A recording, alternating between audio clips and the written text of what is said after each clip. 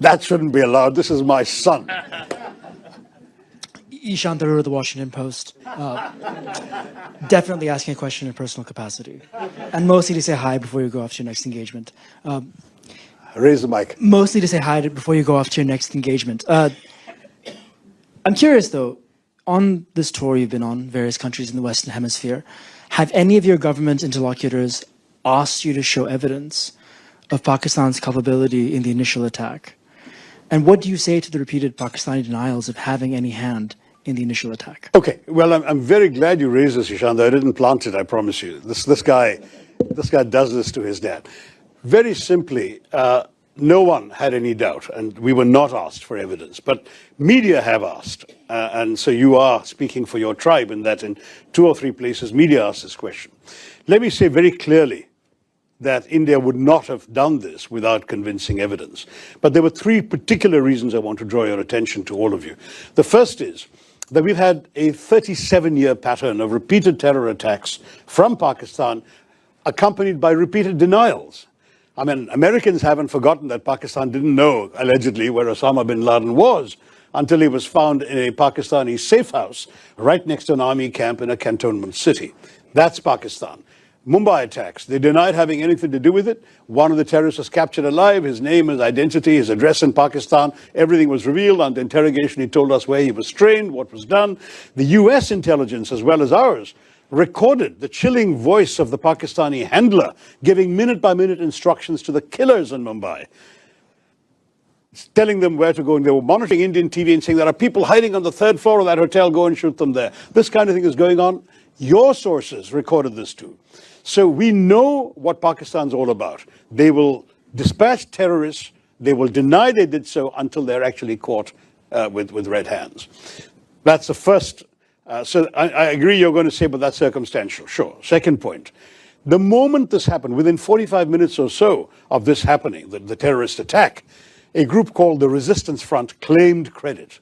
Who are the Resistance Front? They're a well-known proxy front of the Lashkar-e-Taiba, a banned organization listed by the United Nations, listed by the US State Department, which enjoys safe haven in the town of Murid-K in Pakistan. The Resistance Front, evidence about the Resistance Front and its doings was presented by India to the UN Committee on Terrorism in December 2023 and repeatedly again in 24.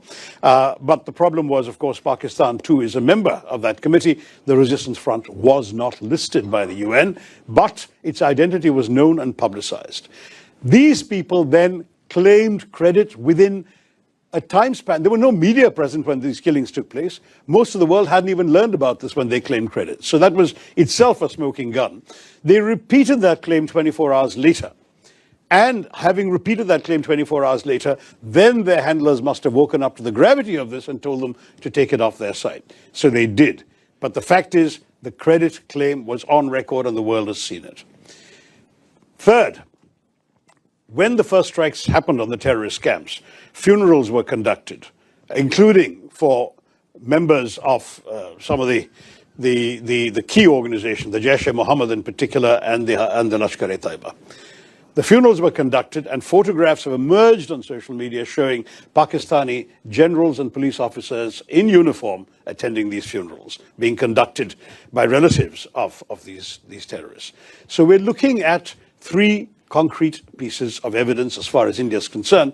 But finally, I can add to the mix, we also have intelligence services. They have been studying very carefully these terrorist attacks.